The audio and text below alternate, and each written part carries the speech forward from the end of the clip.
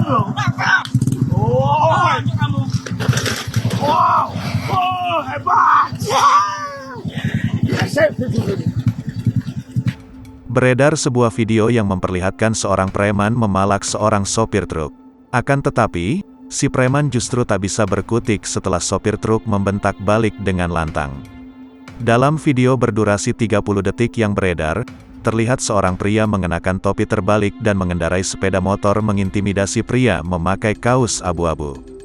Mulanya pria yang diduga preman itu mengintimidasi sambil membentak. Namun, pria berkaos abu-abu yang diduga korban pemalakan terlihat melawan dengan balas membentak. Ia mengacungkan sebuah besi kecil yang diduga onderdil truk. Sopir truk mengamuk karena ia merasa lelah harus bekerja semalaman. Ia menyenggolkan tubuhnya dengan pelan ke sang preman. Tak disangka, preman itu langsung terkapar dan menjatuhkan motornya. Sang preman kemudian bangkit dengan tertawa-tawa, terlihat salah tingkah.